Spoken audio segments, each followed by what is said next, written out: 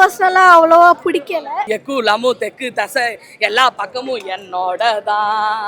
அட கூட்டம் கூட்டம் கூட்டம். படம் என்ன படம்னே தெரியலங்க. படமுமே வேகமா போகுது. சவுத் ஸ்டேஜ் வியூவர்ஸ் எல்லாருக்கும் வணக்கம். இன்னைக்கு நம்ம உலகநாயகன் மற்றும் எஸ்டிஆர் சேர்ந்து நடிச்ச நம்ம தக் லைஃப் படத்தோட ரிவ்யூ பார்க்க தான் வந்து ரோஹினி தியேட்டருக்கு வந்திருக்கோம். ஸோ நம்ம எல்லாருக்குமே தெரியும், பெரிய எதிர்பார்ப்புக்கு நடுவில் ரிலீஸ் ஆன ஒரு மிகப்பெரிய படம் இது. அதுவும் 38 வருஷம் கழிச்சு நம்ம மணிரத்னம் சாரும் கமல் சாரும் இணைஞ்சு பண்ணியிருக்கிற ஒரு படம். ஸோ அந்த ரிவ்யூ பற்றி தான் இப்போ நம்ம பார்க்க போகிறோம். நல்லா இருந்தது, பார்க்கலாம். பட் ஆனால் மணிரத்னோடைய ஃபிலிம்னு சொல்லும் போது கேங்ஸ்டர் நிறைய இதுக்குள்ளே வந்ததுனால அவ்வளோவா எனக்கு பர்சனலாக அவ்வளோவா பிடிக்கல. பட் ஆனால் இல்லை ஃபர்ஸ்ட் ஹாஃப் நல்லா இருந்தது. செகண்ட் ஹாஃபில் எல்லாமே மிக்சிங்காக இருந்தது.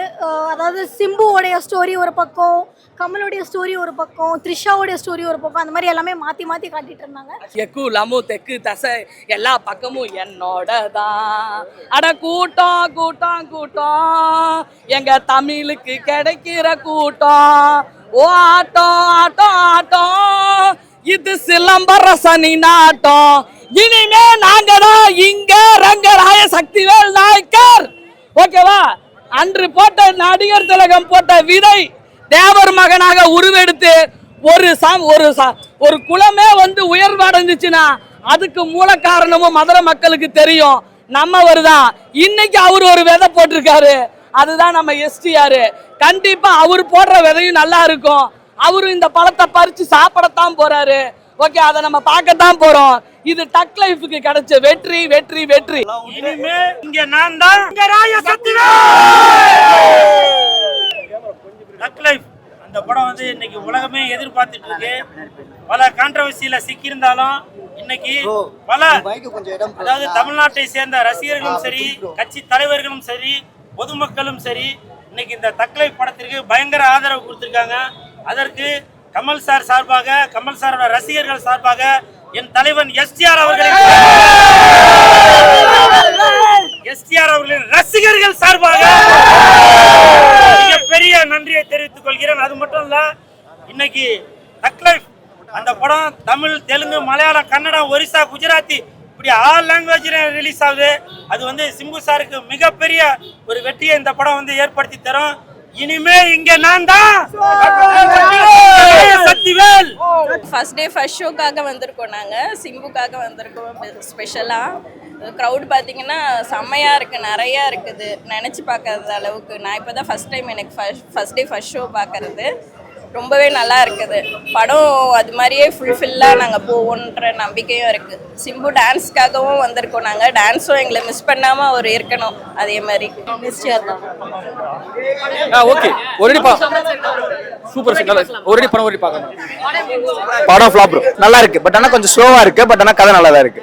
பார்க்கலாம், ஃபேமிலியோட போய் பார்க்கலாம். வணக்கம் சார், நீங்க இந்த படம் தக் லைஃப் படம் வந்து ரிலீஸ் ஆயிருக்கு. ஸோ நீங்க எவ்வளவு எக்ஸைட்டடா இருக்கீங்க? என்ன எக்ஸ்பெக்ட் பண்ணி வந்திருக்கீங்க?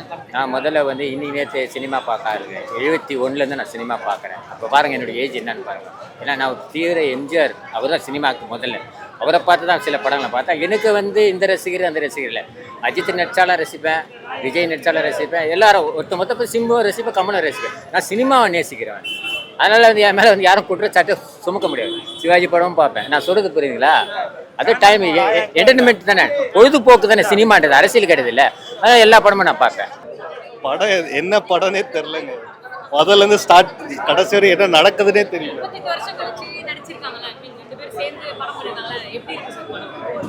என்னன்னே தெரியல, என்ன ட்ரை பண்ணிருக்காங்கன்னே தெரியல. ஆஃப் டே லீவ் தாங்க வேஸ்ட். அதுதாங்க ஃபீல் பண்ணிட்டு இருக்கேன் படம் ஸ்டார்டிங்ல இருந்து. ரெண்டு பேருக்குமான படம், வெல்கம் பேக்ன்ற மாதிரி. சிம்புவோட நடிப்பு சூப்பரா இருந்தது, வேற லெவல், நல்லா இருந்தது. ஆமா, செம்மையா இருந்தது, எல்லாமே சூப்பர். கமல் அங்க மேல இருந்து டைவ் அடிச்சதெல்லாம் செம்ம, நடிப்பு செம்ம. இந்த வயசுலயும் சூப்பரா கலக்கி இருக்கிறாரு. பட் அப்படிலாம் இல்ல, நல்லா இருந்தது, சூப்பரா இருந்துச்சு. மியூசிக்கும் ஆசம், வேற லெவல். 10 சாங்ஸ் இருக்காங்க மூவில. அவ்வளவு சாங்ஸ் வந்து நம்ம லிசன் பண்ணி அவ்வளோ தெரியல. அப்படி சாங்ஸே தான் இருக்க மாதிரி எல்லாம் ஃபீலிங் இல்ல. பிகாஸ் படமுமே வேகமா போகுது, அதனால சூப்பர். கமலஹாசன் படம் தான் இது. எஸ்டிஆர் படம் அந்த அளவுக்கு இல்லை. ஆனா வந்து நல்ல ரோல் கொடுத்து நல்லா நடிச்சிருக்காங்க. செம்ம ஒர்த்து கண்டிப்பா. நிறைய பேர் அந்த லேக்னு சொல்லுவாங்க.